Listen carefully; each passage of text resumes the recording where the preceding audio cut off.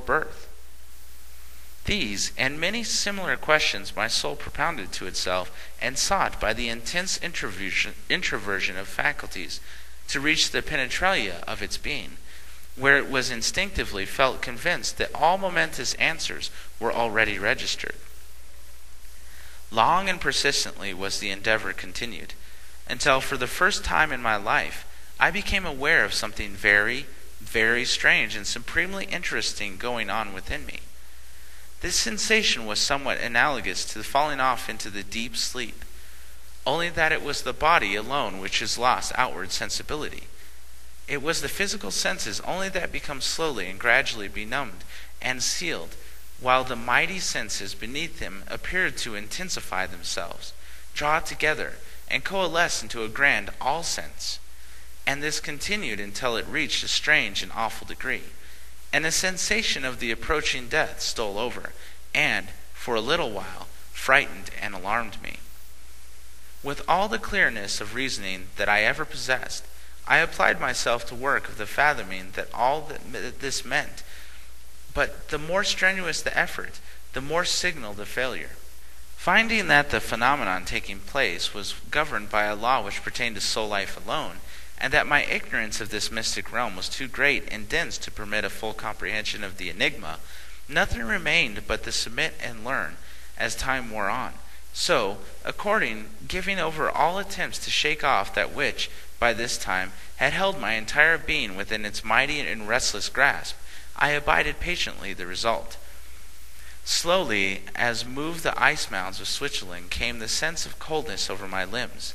Inch by inch in crafty hand the mystery gained firmer hold. The feet, the limbs, the vitals grew cold and leaden, until at last it seems as if the ventricles of my heart and blood were freezing slowly, surely freezing, and terrible conviction forced itself upon me that I was gradually, but positively dying. Soon all sense of my organization below the neck was lost, and the words limb, body, chest had no meaning. This was also true of the head generally, but not of something within the head. The bodily eyes and ears were the last to yield themselves up to the influence of the strange, weird spell. With a last, perishing effort I strove to look forth upon the listening sounds of the world, now perhaps forever being left behind. What a doleful change in new brief hours!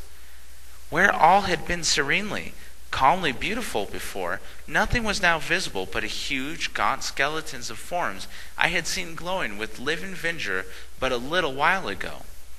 The sunlight was changed from silver sheen to a pale and sickly yellow, tinged with ghastly green. The overhanging branches and profuse foliage of the trees hard by had altered their every aspect, and from the stately monuments of God's goodness had been transformed into spectral obelisks, upreared on the earth to tell the future ages that once upon a time we had passed that way in savage and vindictive wrath. When I laid me down and gazed upon the beautiful heaven, the fleecy vapors were playing a cloud gambols on the breast of the vault. But now they were turned into funeral palls, heavy, black, and gloomy of the coverlets of night. The busy hum of myriad insects, and the gentle murmur of the zephyr moving through the bushes, no longer pleased the ear but their soft, low buzz, but smote upon my parting soul like a last and dirgeful knell, while the warblings of the plumed songsters of the wood sounded to my soul like the sepulchral chants of the eastern story.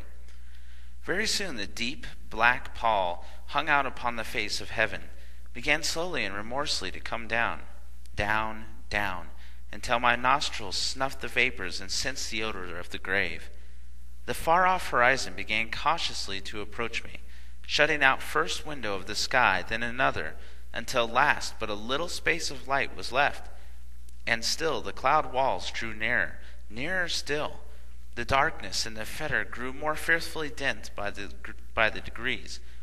I grasped for the breath, and the effort pained me, and was fruitless, and the horrible agony consequent thereupon for one moment re-illumined the brain, and dreadful possibility, nay, the probability that I was to die there alone, with no love hand to smooth my brow, no lip to kiss me goodbye, No tearful eye to watch my parting hour sent a thrill along my brain almost too intense for endurance. The conviction that I must perish, uncared for by kind friends, out there in the wood, beneath the blue sky and green trees, seized upon my soul, and the cold beads of perspiration that oozed from my brow and trickled down the ground attested to the degree of mental agony that I was undergoing. Goodbye, all ye beauties of the sense world. Farewell, all whom I have loved or been loved by, I mentally said, and then, by the strong effort of will, nerved my soul by its expected flight. Soon there came a thrill, a shudder, an involuntary "God, receive me!" and I felt that I was across the misty river and stood within the awful gates of eternity. The majority of people imagine the soul world to be spaciously, to coin a good word, outside of its sphere. And so it is, in one sense, but in another it is not. A notion of what I mean may be had by comparing the other and the higher with certain phases of the true dream life. The scenes of the action of either are totally removed from both time and space, and yet the events of each are actual experiences of the soul. For even in dream life we suffer and joy quite as keenly as in the wakeful world of the grosser sense. A woman who sleeps and dreams finds herself in two widely different states within the 24 hours. Now, the normal spiritual state is very like a prolonged dream life, to which our world sense or earthly condition is just the same as the spiritual clairvoyance to an inhabitant of the physical body. That is to say, it is possible for spiritual beings to become in rapport with the earthly world and the interests, persons, and things thereof. But this is not their normal state or condition, any more than the clairvoyance induced by mesmerically is the normal state of the subject possessing the faculty.